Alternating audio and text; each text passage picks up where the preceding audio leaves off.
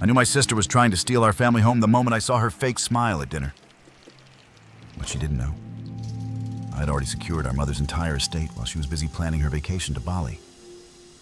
The look on her face when the notary revealed the truth still brings me peace at night. It was a Tuesday evening in late September when I first sensed something was off. The maple trees outside our family home had just started to turn, casting golden shadows across the living room where Mom dozed in her medical recliner. I'd spent the past 3 years caring for her as Parkinson's slowly claimed her independence, bathing her, cooking her meals, managing her medications, and simply being there when the tremors got bad. I was heating up some soup when I heard the distinct sound of my sister Rachel's BMW pulling into the driveway. This was unusual. Despite living just 20 minutes away, Rachel visited maybe once a month, always with the same excuses about her busy real estate career. Her visits followed a pattern.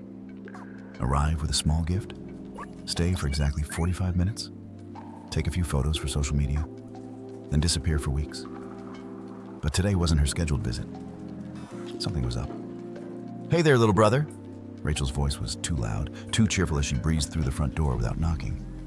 She was wearing an expensive-looking cream blazer and carrying a pink bakery box. "Thought I'd surprise you guys. Brought Mom's favorite cheesecake." I noticed she didn't make eye contact when she hugged me, something she always did when she wanted something. "That's nice of you," I said, accepting the box. "She's having a good day. The new medication seems to be helping with the tremors." Rachel barely acknowledged this information before breezing past me toward Mom's room. "Hi, Mommy," she called out in that infantilizing tone she always used now, as if our 72-year-old mother had regressed to childhood. Over dinner, Rachel was unusually attentive, cutting Mom's food into tiny pieces and repeatedly asking if she needed anything. Mom seemed pleased by the attention, her weathered face lighting up whenever Rachel spoke. I stayed quiet, observing. "So," Rachel said casually as she served the cheesecake, "I've been thinking about your situation here, Alex." "My situation?" "Yes, you know." She gestured vaguely around the house. "This is a lot for one person to handle. Mom's care, this big old house, all while trying to have your own life." I took a slow sip of water. "I manage fine." "But you shouldn't have to just manage. You've put your whole life on hold." She reached across the table and patted my hand with artificial sympathy. "Your career, your social life. When was the last time you even went on a date?" Mom looked down at her barely touched cheesecake, her hands trembling slightly. "I'm not complaining," I said firmly. "Of course not. You're too good for that." Rachel's laugh had a sharp edge. "But be realistic. This house is worth almost $800,000 in today's market. It's sitting here mostly empty, a massive asset that could be liquidated to provide professional care for Mom and freedom for you." And there it was, the real reason for her visit. "The house isn't for sale, Rachel. It's not about selling. It's about being practical. Mom needs specialized care, not just a devoted son. And frankly," she lowered her voice, though Mom could clearly still hear, "you should be grateful I'm offering to handle all this. Most siblings would have left you to shoulder everything alone." I felt a cold certainty settle in my stomach. This wasn't just a suggestion. Rachel had plans already in motion. "Grateful?" I repeated. "For what exactly?" "For taking charge of Mom's estate planning.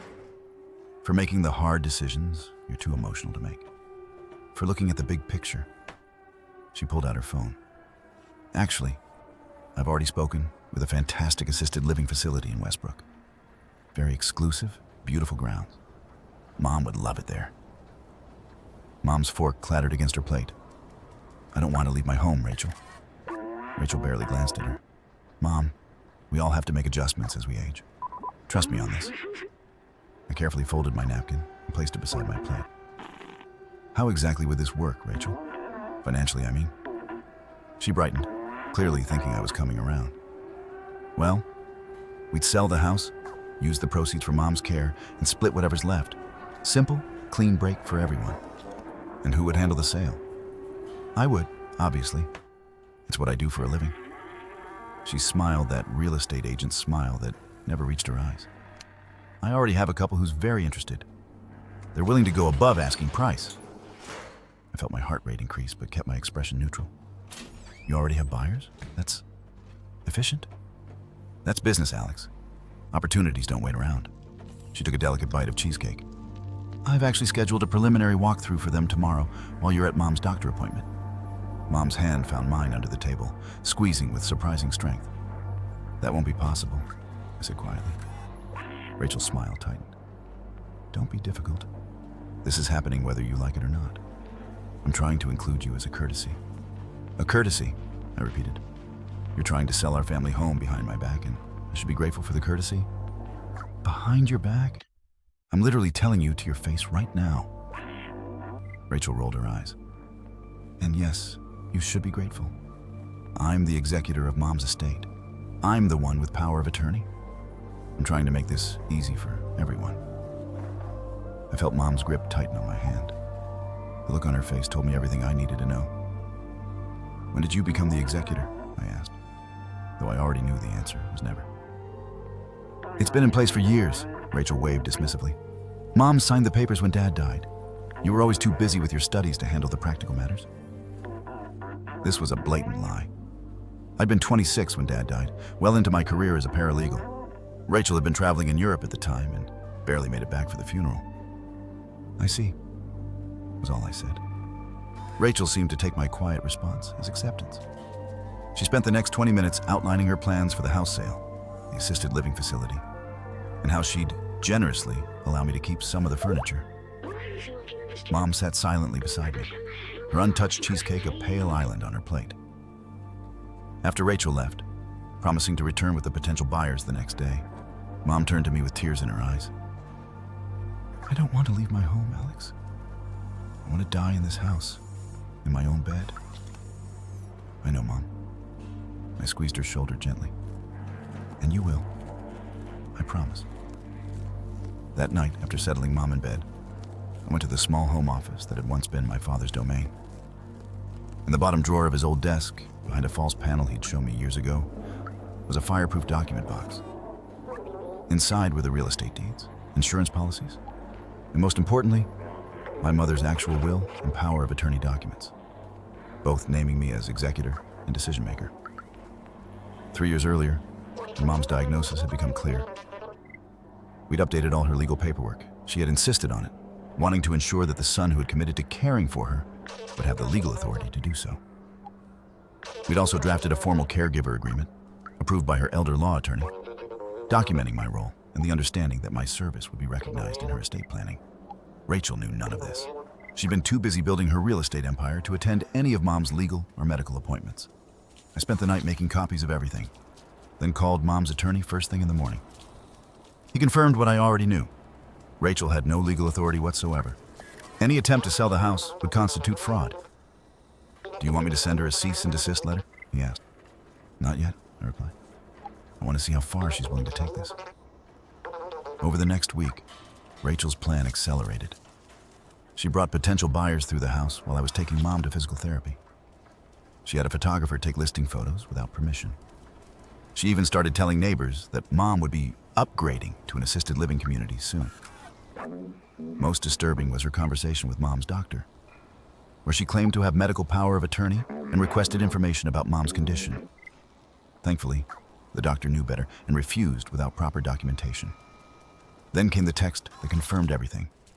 Notary coming Friday at 2 p.m. for the listing agreement and disclosure forms. Make sure Mom's having a good day so she can sign clearly. I simply replied, we'll be there.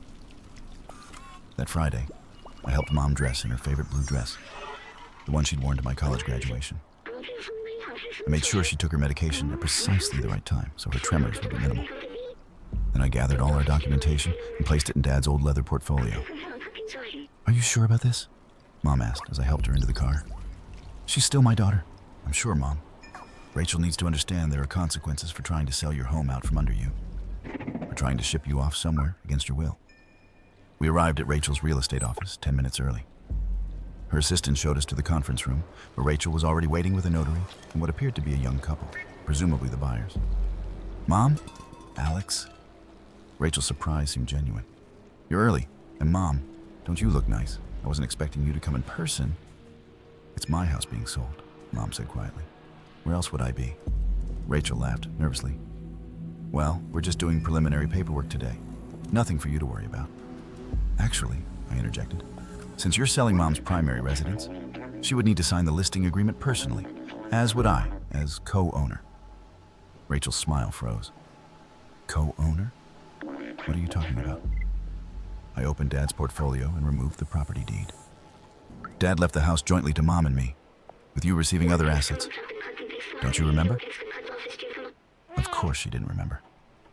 She'd never bothered to read the will thoroughly, just cashed out her inheritance and moved on. That can't be right, she stammered. It is right, I said calmly. And there's more.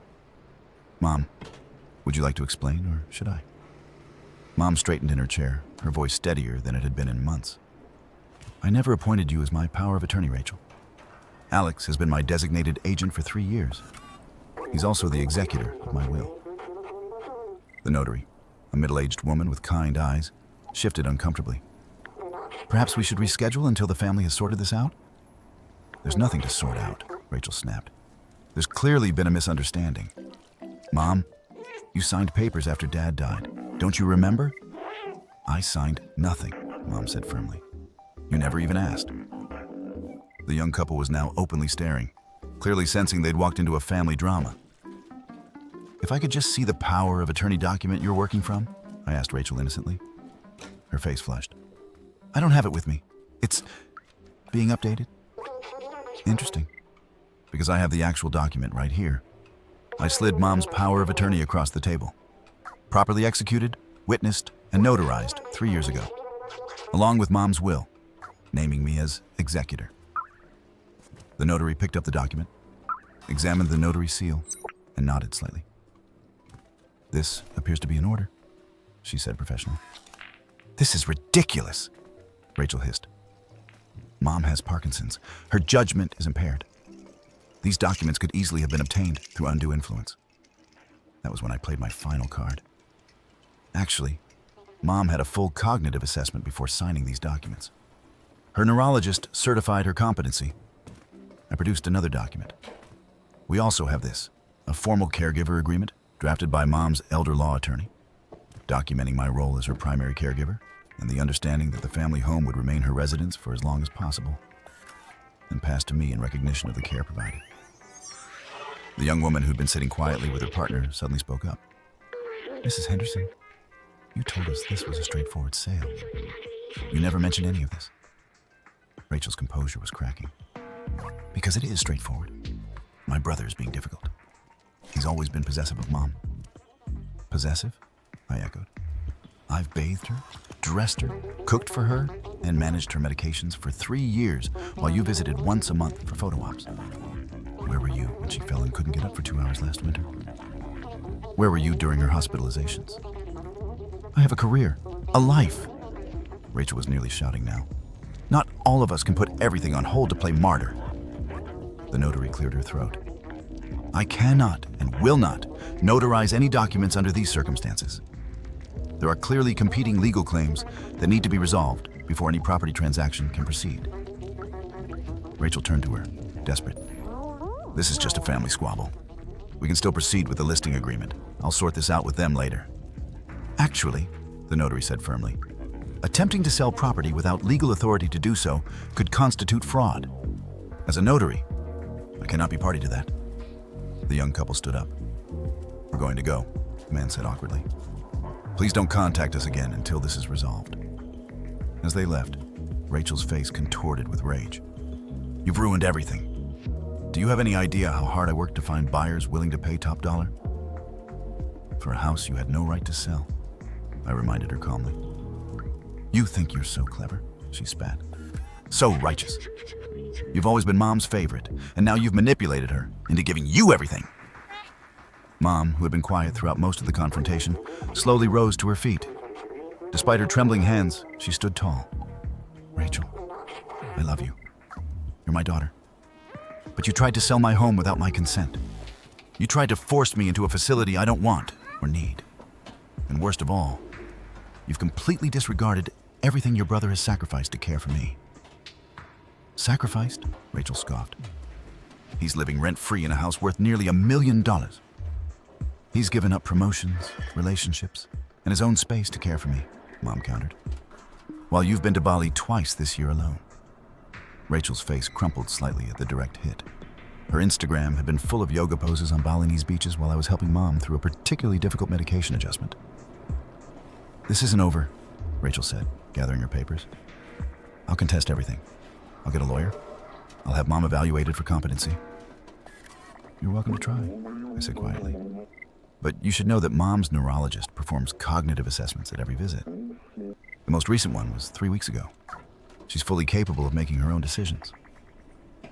Rachel stormed out, leaving us alone with the notary, who gave us a sympathetic smile. "For what it's worth," she said, "you did the right thing coming here today. I've seen too many elderly people pressured into housing decisions they don't want." On the drive home, Mom was silent for a long time. Finally, as we turned onto our street lined with those beautiful maples, she spoke. "I never thought Rachel would do something like this." "People surprise you when money's involved," I said, pulling into our driveway. "Not you," Mom said, patting my hand. "You've never surprised me. You've always been exactly who you are." True to her word, Rachel did consult an attorney, but her case fell apart quickly when faced with our documentation. Her lawyer actually advised her to apologize and attempt to reconcile rather than pursue a losing legal battle that would only drain her finances. She didn't apologize, of course. Instead, she listed her own house and moved to Arizona 3 months later. She sends Mom a Christmas card each year with no return address. As for Mom and me, we continued on much as before. Her condition has progressed, but we've adapted. We converted the downstairs study into a bedroom so she wouldn't have to navigate the stairs. We hired a part-time aide to help when I need to work, but she's still in her home, still sleeping in her own bed, just as she wanted.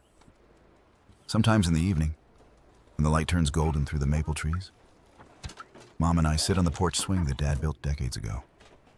We don't talk about Rachel much anymore. There's no need. The house stands around us, solid and secure, a testament to promises kept. Last week, as we watched the sunset from that porch, Mom squeezed my hand and said, "You know what I'm most grateful for? Not just that you fought for me to stay here, but that you did it with dignity. You never stooped to her level." I think about that moment at the notary's office often, not with satisfaction at Rachel's humiliation, but with a quiet pride that when tested, I chose to protect rather than attack, to stand firm rather than lash out. The house will be mine someday, yes, but what matters more is that it remains Mom's for now. That old leather portfolio of Dad's sits in my closet now, holding all the documentation that saved our home. Sometimes I take it out just to feel its worn surface under my fingers, a tangible reminder that preparation and patience are more powerful than deception and greed. Rachel was right about one thing. Opportunities don't wait around. But she never understood that the opportunity I chose, to care for our mother with love and dignity in her final years, was worth more than any real estate commission. And on difficult days when caregiving feels overwhelming, I remember the look on Rachel's face when she realized she had lost. Not just the house, but the moral high ground. That memory doesn't bring me joy exactly, but it does bring me peace. The kind of peace that comes from knowing you did the right thing, even when it wasn't the easy thing. In the end, I didn't just keep our family home. I kept my integrity. And watching the maple leaves turn gold outside our window each fall, I know without doubt which is more valuable.